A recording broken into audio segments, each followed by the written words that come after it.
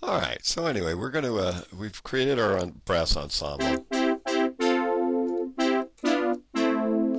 Okay, and it's not too bad, but it doesn't have a lot of life to it still.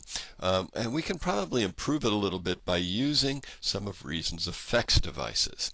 Now, if you want to add effects devices and have them patched in as what we call insert devices, in other words, it'll be between this device and our mixer, then we just simply right-click down in this black space, and we can go down here, and you'll see that there are two groups of effects devices. There's three. There's the mastering effects, which we won't be using right at the moment. Then there's the advanced effects, these three here, the reverb, the scream, and the digital vocoder. And then down here we have the basic effects. We have the reverbs, delays, filters, and so on and so forth. So let's go ahead and throw in a couple of these things.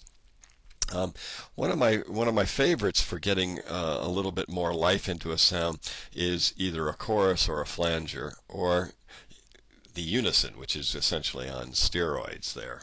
Let's go ahead and try the chorus and flanger and see what happens with that. Okay, so we've placed that in.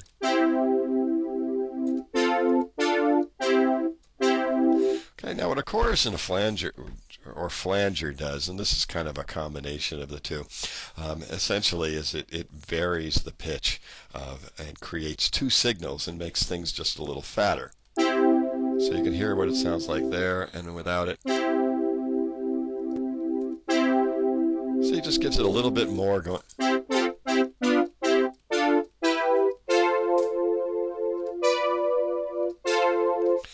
Okay.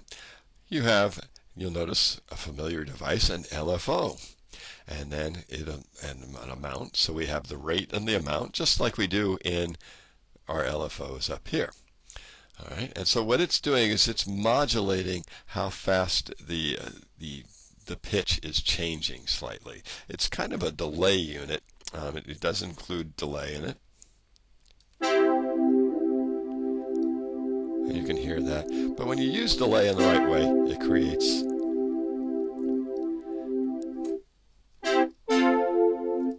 this effect of making it sound like we have more instruments. All right, so that's that device. If you right-click, we can cut and delete it. We also have a little more advanced version called the unison. Now, the unison is simply a chorus with multiple voices, whereas the original chorus that we were just using only has two voices, the dry and wet. This one will add 4, 8, or 16, so things can get pretty fat here. It also has a dry-wet control, and you want to be careful with this. When you use a device as an insert device, you're going to have to change that and bring the wet signal down a little bit, otherwise it'll all be wet.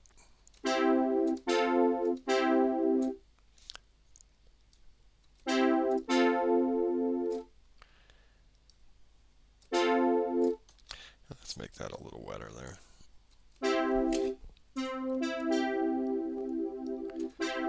See, if you make it completely wet, it's a little too much.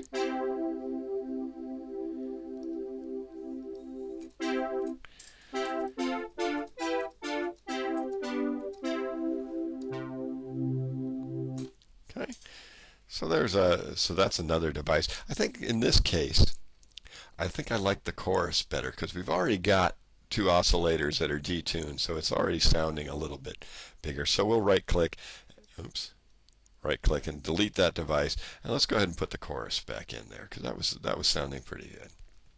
All right. Now, another device we should probably have is our parametric EQ. And an EQ device will allow us to make things just a little bit, change things a little in a way that the filter doesn't let us. A parametric EQ means that we can set both the amount of gain and the frequency band.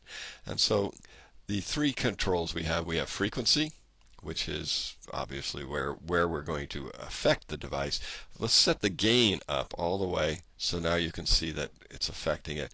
And then Q talks about the range that it, okay, you see as I raise the Q, it gets a much more narrower band, and as we lower the Q, the effect is spread out over a larger frequency range.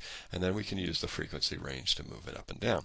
So one of the best ways to do this is to tighten up the Q a little bit. and then sweep it to see where it sounds the best. Now, of course, we're increasing volume.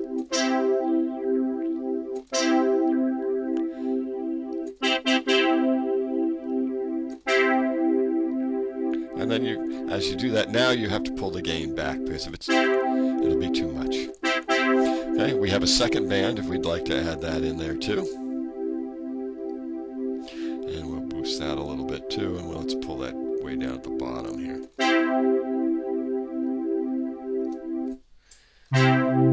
Gives us a little more down at the bottom. So a couple little bumps there just to give it a...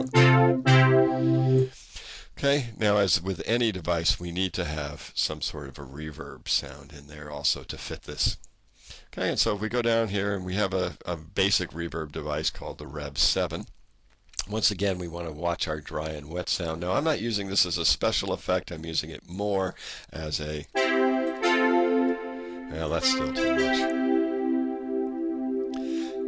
I just want to get a little bit more. Now we have algorithms, and algorithms basically are designed to emulate a sound of a room.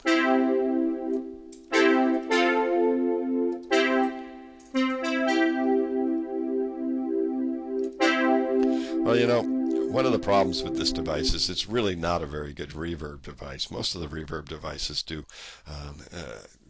take a lot of math, and this is a reverb device from the version 1 of this program. So I think I'm going to delete it. Okay, and another way to delete is just press the backspace key, delete.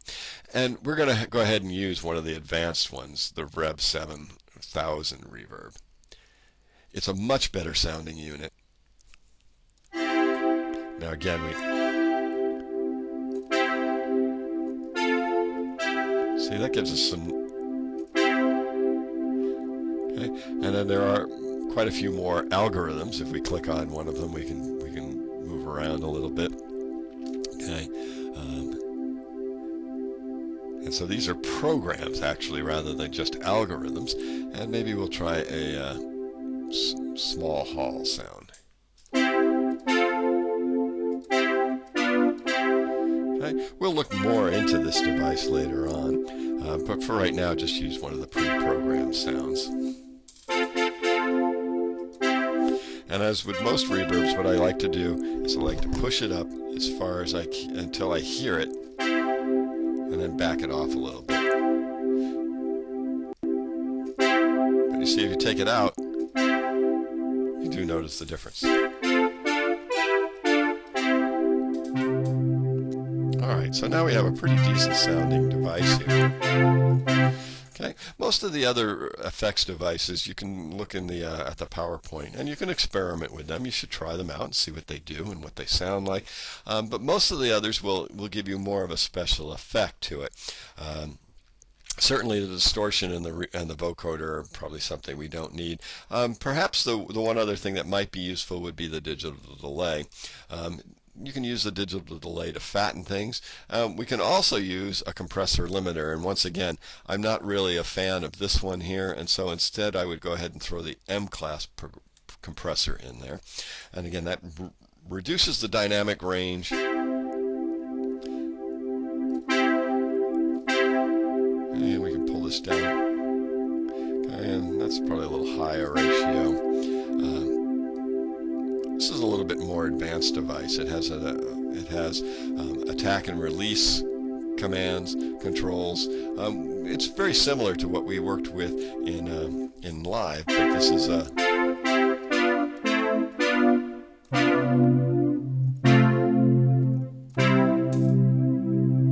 okay. I'm pretty comfortable with that brass ensemble now.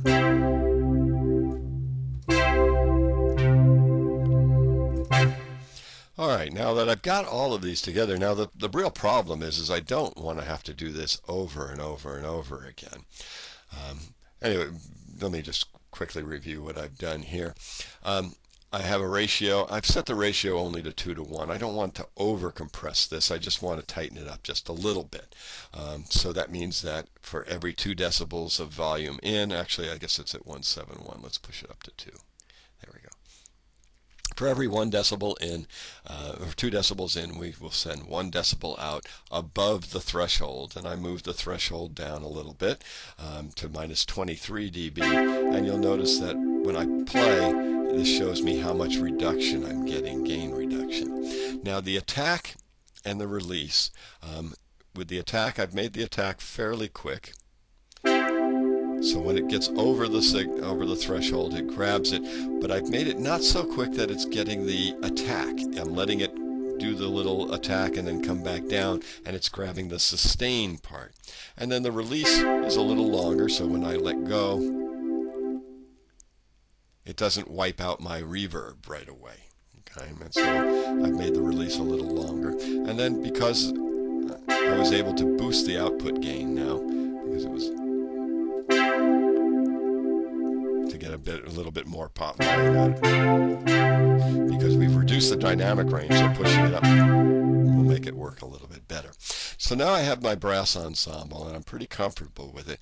But the thing is that now we've got a lot of devices here, and I wouldn't want to have to do this over and over and over again. But fortunately, Reason lets us do something very, very nice. If we select all of these instruments, and you can hold the Shift key and just click on each one, and then right-click.